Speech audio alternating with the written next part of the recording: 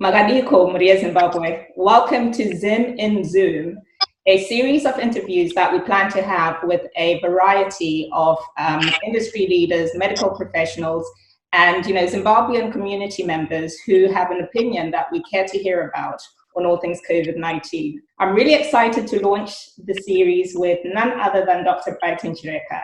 Thank you very much for joining, Dr. Brighton Chireka. Thank you very much, Mucha. I'm also excited to be the first guest to be on this platform. Thank you so much. Right, so let's just dive into stuff straight away. For those who don't know who you are, would you mind just giving us an overview of Dr. I'm Dr. Brighton Chireka. I trained in Zimbabwe some 20 years ago. Came to the United Kingdom in 2000, and I've been working here. But I'm always passionate about Zimbabwe, and I've been going to Zimbabwe most every year, 3 or 4 times. And I'm a primary health care practitioner. I'm also an international health consultant.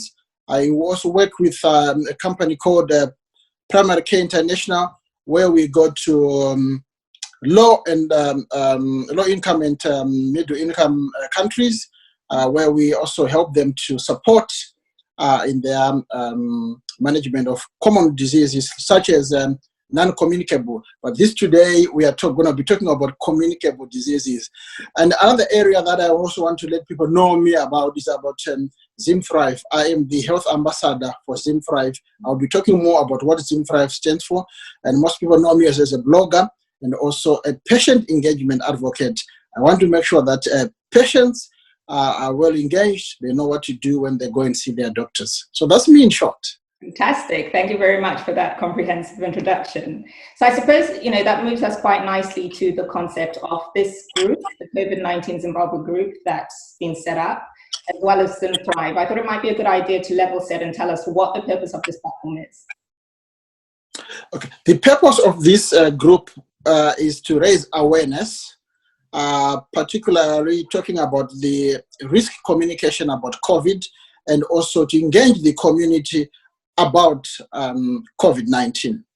And what was the genesis of this COVID-19 platform from the ZimThrive platform? Because we know that ZimThrive was initially meant to be the big homecoming event in April that got usurped by COVID-19. The reason why we decided to do this, we realized there was a gap in terms of information on the social media. There's a lot of fake news circulating. So we wanted to have a hub which has got up-to-date, reliable information that is in keeping with the guidelines from the Ministry of Health in Zimbabwe or even NHS in the UK, and also from the World Health Organization. And then we set up this group.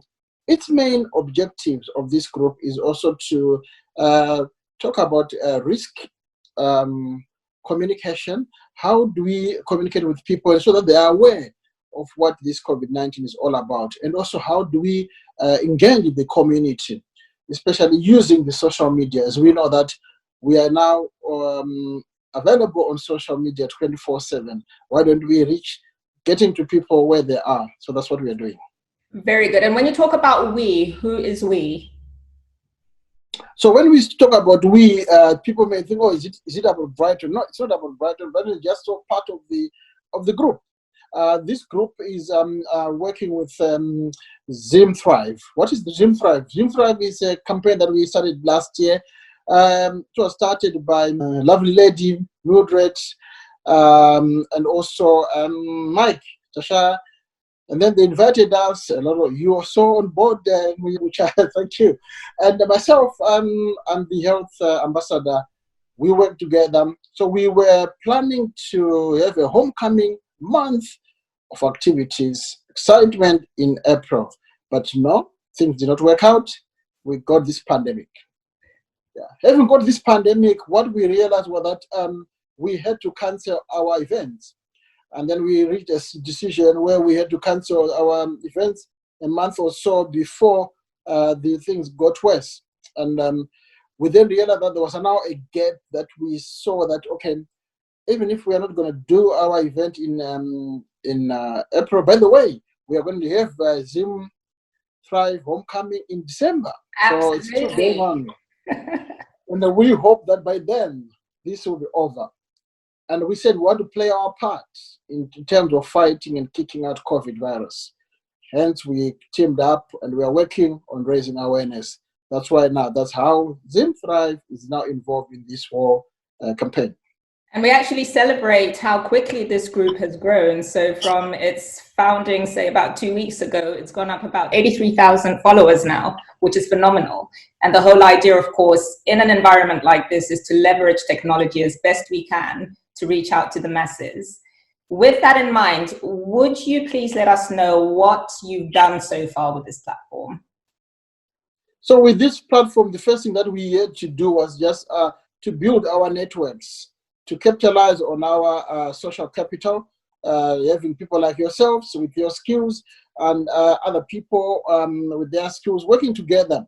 So what we have done so far is to make sure that we are now linked with the Ministry of Health in the cluster for risk communication and community engagement, where I'm working with the Deputy Director, Mr. Chinakizwa, in their group, where we get a lot of information and what's happening in the Ministry of Health. And then we make sure that we are giving people up-to-date information that is correct, official information, no speculation, no hearsay. So that's what we are doing first on that information front. Another thing that we are doing is that we are working with a lot of people who are producing good videos, up-to-date information, different ways of reaching out to people, how to make people engage with us. So we are using all sorts of those ways, different ways of reaching out to people. Another way that we are also looking at is that make sure that we have realized that in this lockdown, people do get stressed, depressed.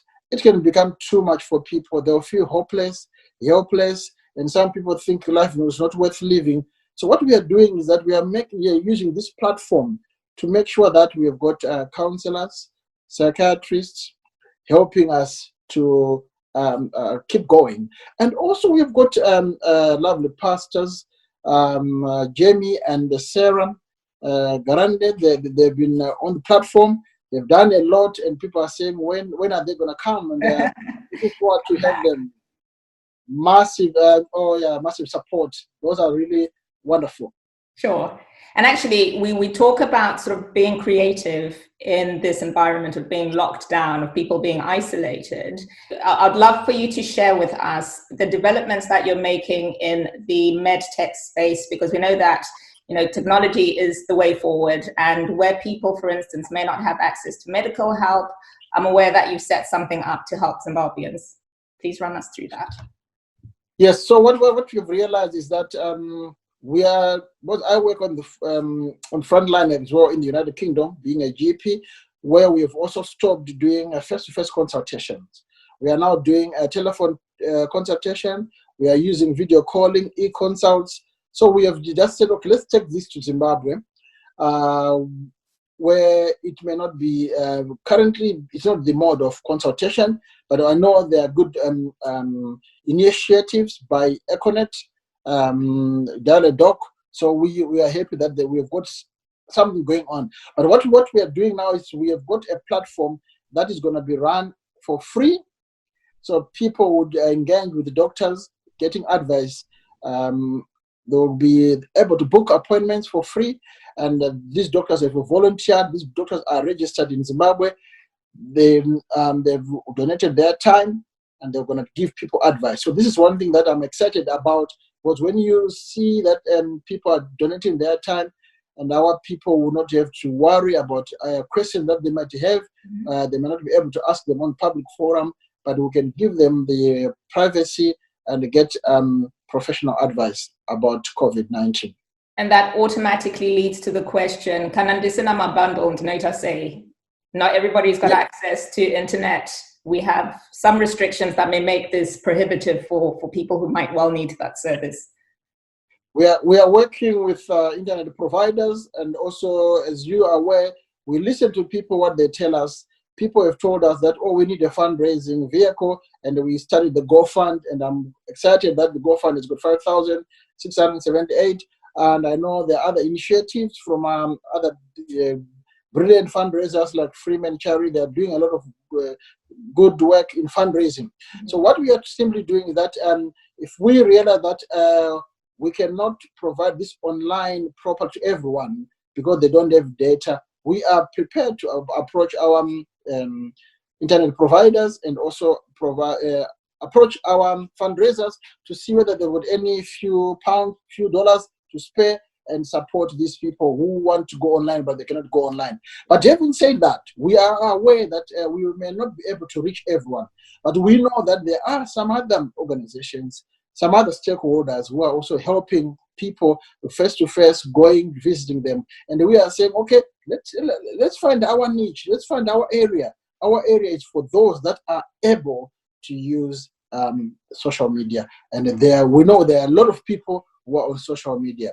Sure. You touched on quite an important point, which is multiple people are working on various initiatives. What are your views on us syndicating all those efforts? Because, I think we're stronger working together.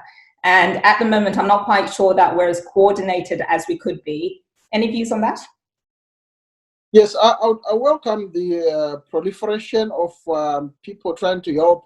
But I think it's good to be coordinated. It's good not to reinvent the wheel. It's good to scale up and make sure that you are working in collaboration. So this is one thing. That is our challenge, and it's a challenge that I'm asking people throughout the group to say, look, if you know of any initiative, please bring it to our group and let's celebrate it. Let's see how we can collaborate. If you have noticed on the website or on the group, Facebook group, we have been advertising other GoFunds which are not being run by us. We have been celebrating people that have donated to Wilkins. We don't even know those companies, but we just give them to say well done, because it's not about COVID-19 group. It's not about Brighton. It's not about ZimThrive. This is about Zimbabweans working for Zimbabwe. And for those skeptical people who question what happens to my money when I donate it, what would your response be to them? And I would support them, because when you donate your money, you should make sure you know where it is gone. We cannot say, oh, donate your money and you don't have to ask for where it is gone. And I say that is good. And we have said to the people, we are transparent. We have got our financial policy, we've got our budget, and the way the money is going to be used, we will be giving people a running commentary, and the people are happy. The people are free to inspect our books, and we so that we make sure that everything is done according to what we have agreed. What we are trying to do is to show people that Zimbabweans can be trusted. Zimbabweans can do something in a transparent way, not to also be associated that, oh, Zimbabweans, they are corrupt, they do things in a shared way, things in a hidden way.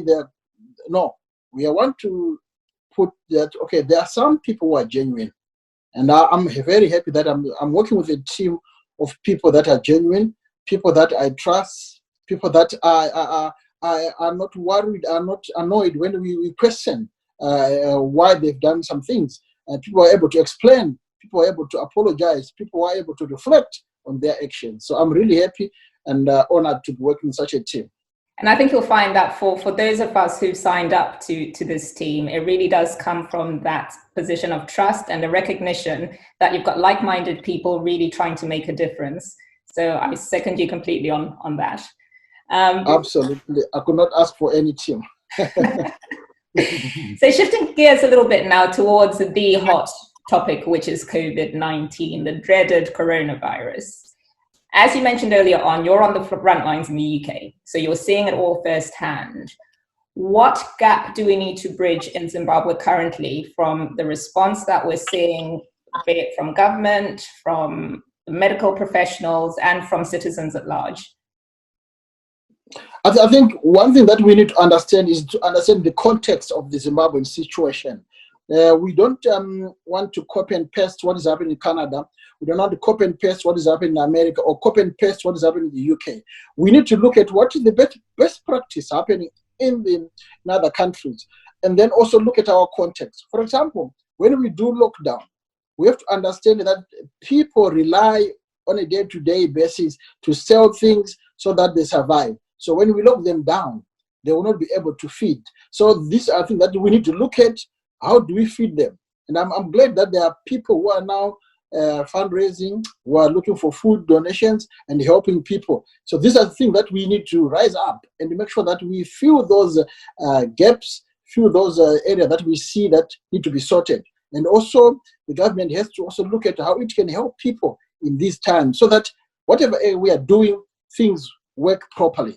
And also, I want us as Zimbabweans to also understand that some of these things may be painful, but they are necessary to be done. For example, this social distancing, lockdown, it's being done for our own good. It can only work if we don't disregard it. It will only work if we embrace it, embody it, and also make sure that we sacrifice. It's a matter of sacrificing. And also members of the diaspora, I would say, each and every one of us, we've got relatives, friends in Zimbabwe. It's time that we also send them a little penny, $1, $10, to just keep them going, because they may not be able to work, they may not be able to look after themselves, but sometimes we are fortunate enough where we are to spare. So I want everyone to think about it. If you miss your meal, your lunch, your supper, and take that money, send it to someone in Zimbabwe, your relative. If you don't have a relative, come and donate on our GoFund. Thank you. Second that completely. Okay, and this is all really, really interesting, and I can't emphasize strongly enough the carnage that, as I said, we're seeing this virus is having on economies and on societies at large. And one of the emerging issues from staying at home as a GP, you're well within your scope to talk to different issues like mental health as well as sort of physical medical stuff, she says. What are the mental health concerns that you have for Zimbabweans at the moment, besides that need for survival from people not earning a living? Yeah, I think what's happening is that when people are confined in one area, they'll start getting stressed, they'll start losing hope, they'll start feeling low in their mood, and also some of we can start seeing domestic violence on the rise, because when people don't have anything to look on to, or they don't know how they're going to survive tomorrow, what they're going to eat tomorrow, because they have not been able to go out and sell things, that can depress people. And then the family can have some challenges. People start feeling hopeless, helpless, and as people start thinking life is not worth living anymore, some people may be living on their own. So that loneliness can make people feel suicidal. So we are saying, no, you cannot feel suicidal. We are here. We may not be in your house, but we are here, a phone call away. We are here, just a group away. Come on the group. There will be some videos. There will be inbox us. At this moment, we are each brother's keeper. We have to look after each other. So no one should be found to be lonely. We are here. That's why this group has got 83,000. You cannot tell me that you cannot find someone to chat with. Sure. Thank you. Yeah. Well, it's been an absolute pleasure. I think if we kind of wrap up here, an absolute pleasure talking to you, and really just kind of getting to understand what's motivating you to be on this platform as often as you are, plugging in statistics that are current, that are fresh. We're obviously sad to see that we had another fatality today, early hours of this morning, if my records are correct, in the UK, from a prominent Zimbabwean medical professional. So as we start to see this come closer to home, it's obviously raising loads of concerns. One thing that I personally wanted to leave with our audience is that this platform is not there to preach the word of doom and gloom. Far from it. It's about messages of hope, encouragement, making sure that we're all on the same page. And as you've rightly pointed out, Doctor, reach out to somebody. There's no reason why you should feel that you're isolated through this process, because we're all facing it in various ways together. So if I could just have one final question off you, what motivates you, and what are you most looking forward to when this crisis is over? What motivates me is that I always look at, I know a lot of people look at self-help, what they can do to help themselves. But what motivates me is, what can I do for my neighbor? What can I do for another person? That's what motivates me. If I can find something that I can do for another person, that's what drives me. If I can help one person, I'll go home and sleep and I'll be happy. Very good. And I know I've made a change in someone's life. So if this group can help someone, give someone hope, save someone's life, then I'm motivated. And what are you looking forward to most when the crisis is over and we have life as normal? Well, I'm looking forward to that this crisis has given us time to reflect, that there's no need to have all these arguments. There's no need to have all these divisions. We are human beings, and life can just disappear in a matter of seconds. Oh. So why waste time without engaging with your loved ones? Why waste time without showing love? This is the moment that we have to reflect and show love to one another. And from here, we should continue that. What unites us as Zimbabweans?